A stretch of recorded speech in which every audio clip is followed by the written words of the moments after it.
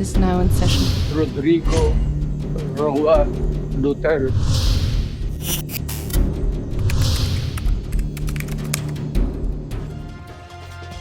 Kinwestiyon ni Vice President Sara Duterte ang mga inilatag na ebidensya ng prosekusyon sa International Criminal Court para sa kasong crimes against humanity laban sa kanyang ama. Mula po sa The Hague, Netherlands, may ulat on the spot si Mariz Umali. Mariz? Yes, Connie, mag-aalas 6 na nga ng umaga ngayon dito sa The Hague, Netherlands. Hindi nga nababahala ang kampo ni dating Pangulong Rodrigo Duterte na umabot na sa 181 yung mga paunang ebidensya na isinumite ng prosekusyon sa International Criminal Court laban sa kanya. Malayo raw ito sa tinatawag na crimes against humanity. Pero nauna nang sinabi ng International Criminal Court na kahit isang kaso lang ay sapat na para patunayan ang crime against humanity. Kahit sa Abril pa ang deadline ng prosekusyon sa pagsusumite ng ebidensya sa ICC, nauna na nilang ihain ang aabot sa 181 na ebidensya sa pre-trial chamber 1 noong isang linggo. Hindi raw nababahala rito ang kampo ni Duterte. There is no case to begin with. That's what he says. But of course, the lawyers know the process inside the ICC. He inside says it as well that we will do what the rules and guides are inside the ICC. Dagdag ni Vice President Sara Duterte, ano ba ang 181 kumpara sa ibinibintang sa amang libu-libong pinatay sa umano'y war on drugs sa ilalim ng kanyang administrasyon? 181 pieces of evidence at sinasabi nila libo-libo. This is a case of crimes against humanity. So, kung meron ka lang 181 pieces of evidence, does that show a crime against humanity?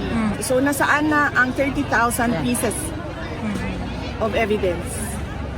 This is not a case for the ICC. These were not even cases in the Philippines.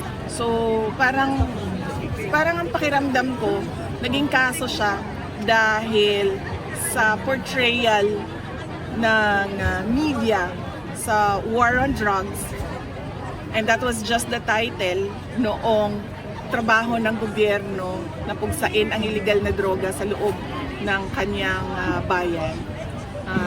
Parang hindi siya makatarungan sa 80 years old na tao. Yes. Pero iba ang sinasabi ng International Criminal Court. The legal framework is that a crime against humanity is can be a murder, can be an other number of criminal conducts, but if they are committed in the context of a widespread or systematic attack against a civilian population according to a certain plan. So if there is a plan that involves a widespread or systematic recurrent attack against civilian population, even one murder may be considered a crime against humanity. You have to prove that there were 30,000 victims. Yeah, crimes of humanity. So how can you prove systematic killing of 30,000 victims if you do not have the names of 30,000 victims? Really, truly, wala naman kaming magawa sa media, pero nakikita ko talaga sa lahat ng articles, war on drugs killing thousands, and yet we have 181 pieces of evidence, and we don't even have 50 victims. This is 43 counts of murder, not even 50. So where is the system there of killing thousands? No, you don't. No, sorry. Bobo yung abogado nila. Kung ganon, edi inaanayahan ko si VP Sara na dumulog at humarap sa ICC mismo at sabihin niya yung ganyang argumento. Tingnan natin kung pakikinggan siya. Sa pag-aaral po namin, at si VP Sara naman ay abogado rin, sa pag-aaral namin, itong krimen na ito ay hindi kahalintulad o hindi mo nga maikukumpara dun sa simpleng kaso ng murder. I understand that under Philippine jurisdiction, murder, if you look at it according to the elements, you need to name the victim.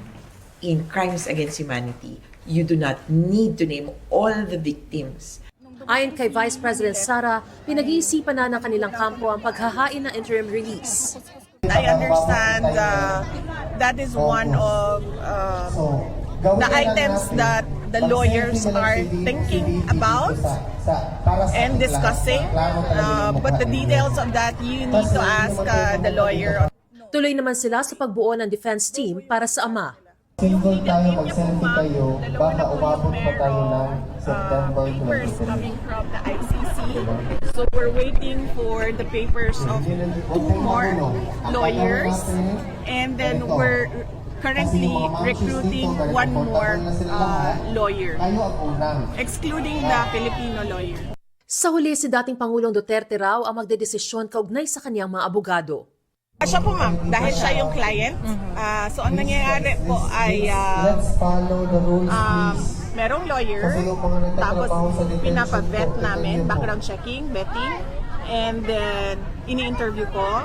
Pagkatapos, sinasabihan ko si Pangulong Duterte na pwede mo bang i-consider ito, and then kinakausap siya, and then nag-usap sila, and then siya ang nagde-decide. Yung relationship ko ay nasa kanila sa loob, lawyer-client relationship.